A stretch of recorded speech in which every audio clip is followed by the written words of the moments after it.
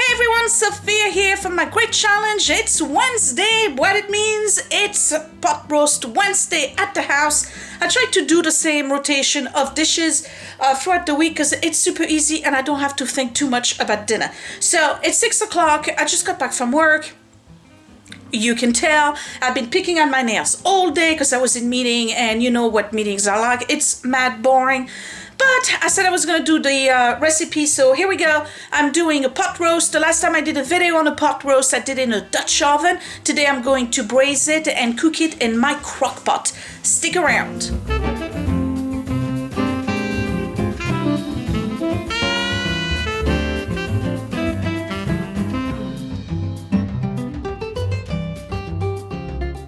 So here are the ingredients. The main ingredient, of course, is the chuck roast. This one I got at Aldi's, you guys, and it is mad cheap. $7.36. It was $2.99 a pound. Oh my, Aldi is so cheap. So this one was actually defrosted overnight, so it's perfect. It's enough for 4 people. I'd say probably 5 actually. And then the rest of the ingredients are right here. Of course, I got potatoes. I've got carrots. I have some cilantro, I have some 1 onion, garlic. I'm not going to use the entire bulb of garlic. For seasoning, I have balsamic vinegar, and I'll show you why I'm using it. Basically tenderizes the meat. And I have some extra virgin olive oil. I'm going to add some dried thyme, as well as some dried parsley leaves. And finally, I'll add 1 or 2 leaves of laurel, and this is actually the laurel I brought back from the house in Normandy, so I don't have a lot. I'm only gonna use 2 of them, and that's it. That's all you need for my pot roast. So I realized, thanks to one of you, as I did my video from the Aldi shopping the other day, that there was a bottle of KY jelly in my kitchen on the counter. Why on earth would I have this? Obviously, it's not because Scott and I like to get stupid in the kitchen. So I'll have to explain this one because you're probably wondering if you've seen it. What is that about? Well, if you have dogs and hunting dogs like I do, not that they hunt, but they are a breed of hunting dogs, you will know that they have issues in their rear end with glands that get inflamed. So basically what you gotta do once in a while is put on gloves and go in there, literally, and express the whole thing. It's real nasty, it stinks, it's disgusting, they cry a lot, but you have to do it, otherwise they have to go to the emergency room and it costs a lot of money. So I have a friend of mine who was breeding dogs for a long time, so he taught me how to do it, and now I don't have to go to the vet, so I'll take care of it myself. So that's the story about the KY jelly. Let's get back to cooking, because after all, this is a cooking video. So let's start. I'm just gonna peel all of my vegetables, and I have a bowl right here with water, so whenever I peel a potato, I pretty much put it in there so that it gets clean. And I have my plastic bag here to make sure that all of my peels stay in one place, and it's much easier to clean that way. I'm not going to show the whole process because you guys have watched me peel potatoes and carrots plenty of times. So guess what? Okay, done. It's all peeled and it's been in the water. So you notice that I only have like 1 onion, which I dice in big chunks, and then I only have 2 cloves of garlic, which I've cut in quarters. While this is resting in the water, I'm gonna start taking care of the meat. So the first thing I need to do is place my garlic cloves inside the meat. So I'm gonna get this into the sink first because it's this got a lot of, you know, liquidy water, whatever, and I don't want this all over my counter. I'll be right back. So here's my big piece of meat, and basically what I'm doing is cutting slits like this, and I'm inserting the garlic in it, and it's delicious on lamb, and trust me, it's delicious on beef as well. And if you don't like garlic, you don't have to do that. I just love garlic, so I'm just inserting it like this. This one's not deep enough, so we're gonna make a bigger slit, right? Flip it over and do the same thing on the other side. Last piece. You don't have to put as much as I do, okay? I just love garlic. All right, last one. Okay, let's get the pot. Okay, ready to brown. So listen, what happens if you only have a crock pot and you don't have anything that browns? Well, guess what? You brown it in another pot, basically. So I'm gonna add some olive oil. No, I'm not giving you measurements. You know why? Because I just go by eye. It's up to you how much olive oil you want to put in there. The meat itself has its own fat. So I'm just adding a little bit of the balsamic vinegar, and this is solely for the purpose of tenderizing the meat a little bit further. Now I'm going to add my onions.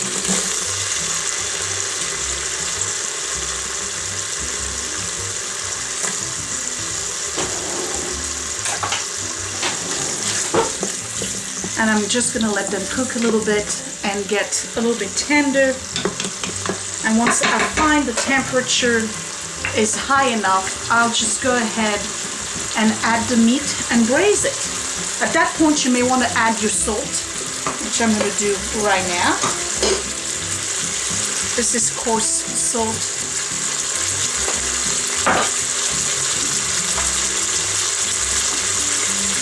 And then you can add pepper as well to your liking.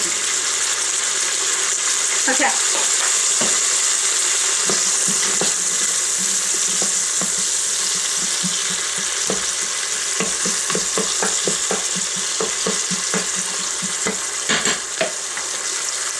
I'm ready to add the meat. You see, a full roast would fit in this. That's perfect in size. Not too big, not too small. And this, I'm just gonna let it brown basically on both sides. It's gonna take about 15 minutes. Now, what do you do if you don't have a crock pot that braises like mine? Well, you just braise your meat on the side. You take another pot, you do that, and then you add it to your crock pot, okay? Because this is what's going to happen. I'm going to braise the meat on both sides for 15 minutes. So that's 7.5 minutes each side. And once that's done, I'm going to add my potatoes and my carrots, and then I'll close the whole thing, add a little bit of spices, close the whole thing, and I'll put it on slow cooking for, it's 6 hours, but we don't have that much time. And trust me, after 2.5 hours, it's done. Because it is really, really contained as opposed to a regular crock pot, it actually cooks faster. So I would say that on the slow cook function for this particular pot, when you buy an electric one, if it says 6 hours worth of slow cook, it would be the equivalent of probably 8 to 9 hours of a traditional crock pot, only because the steam and the heat is really contained inside this pot as opposed to the other ones where, you know, it kind of like escapes on both sides. So while this is braising, I'm just going to go ahead and cut my carrots and my potatoes. So it's been 7.5 minutes on one side. I'm just going to go ahead and turn it.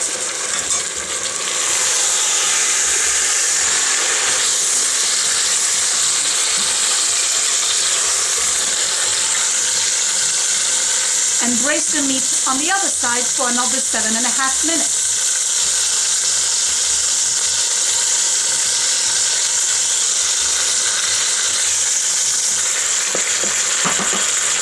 Side 2 is almost done. I'm adding 1 bay leaf, dry parsley,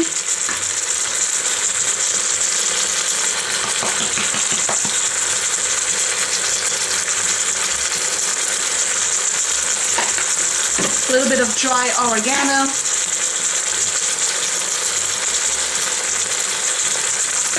I really wish you guys could smell this, because the combination of the garlic, the onions, the balsamic vinegar, the olive oil, and the meat right now is absolutely amazing. I can't wait to have this dish tonight. It's the perfect dish for a cold winter night.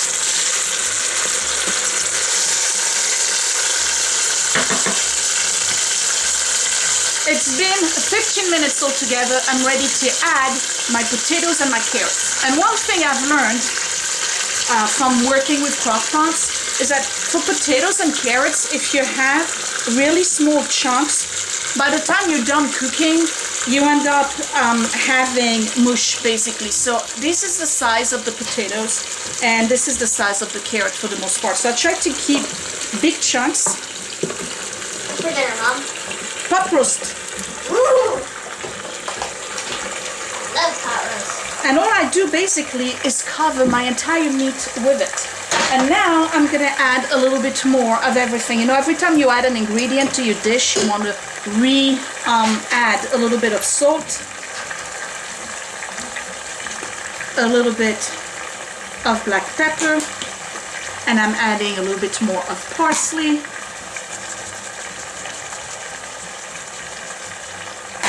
A little bit more of oregano. Like so. I'm not using the cilantro yet because I chopped it up and I want to keep it fresh. It's going to go directly onto the dish for decor and added taste as well. So if you want to, you can add a little bit of olive oil on top of your potatoes as well. It's really optional. That's not if you want to give them an added taste, but quite frankly, because this is going to be cooking in a closed environment, everything is going to be infused with the taste of the onions and the garlic, the meat, everything. So I'm just going to go ahead and close it, make sure my valve here for my pressure cooker is on the closed position, and I'm just going to go and check my menu here and put it on slow cook and start. Okay, that's it. So the crock pot is running. I'm gonna let it cook for 2.5 hours. It's probably going to be done around 8:30, which is about the time that we eat anyway, and it's perfect. Now remember, because I really braised the meat and almost pre-cooked it a little bit, by the time this is done, the potatoes will be perfect because they really don't need to be in there for too long, and the meat will be beautiful. So now, again, if you have a crock pot that is not a braising and browning crock pot like the one I have, okay, what I would suggest you do, again, you braise your meat first separately, and then you want to put in the crock pot for a good hour and 15 minutes. Then you open your crock pot, and at that point you add your potatoes and your carrots, because what's going to happen is that they are going to be so mushed up. You might as well just do a puree, seriously, like a mashed potato or whatever. But because this was braised, the meat is pretty much sealed on the outside, so it's not going to fall apart like it would naturally in a regular crock pot. And because it's not staying that long in the crock pot itself, only again 2 hours and 30 minutes, the potatoes are going to be very soft, but they're not going to be completely falling apart. And remember, I got big chunks anyway, so I'll see you when it's done. Right now it is let's say 6:45. I still have a lot of steps to do with my Fitbit, so I'm going to take the puppies out and we're going to go walk for a good 4,000 steps. That's about an hour or something worth of walking, so I'll see you later. Alright guys, this has been running for a good 2 hours and 15 minutes. I'm just going to let the steam out for a little bit.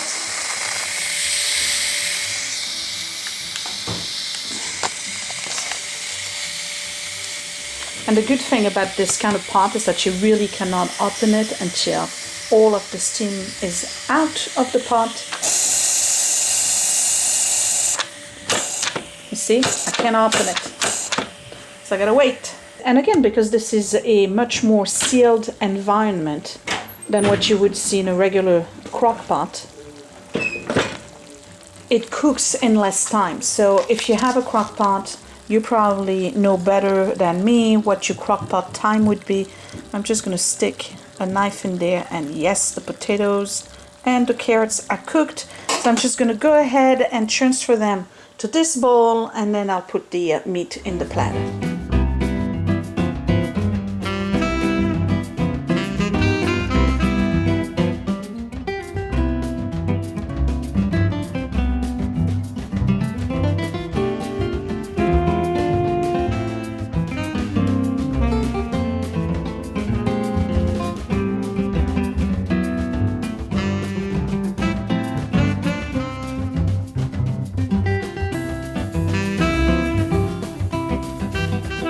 Okay, here we go. We have a perfectly cooked and previously braised pot roast, and then the potatoes right here with the carrots. You serve that with a salad and you have an excellent dish. Okay, so that was it. That was my recipe for tonight. It's 8:30, so we're ready to eat.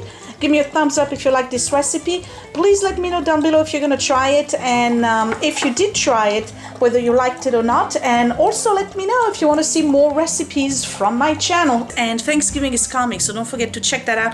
I have the link right there for all of the cooking I did for the last 2 years for Thanksgiving, and there's a lot of cooking. Matter of fact, this year I don't even think I'm gonna cook. We're thinking about going to a restaurant. So don't forget to subscribe, and I'll see you later. Bye.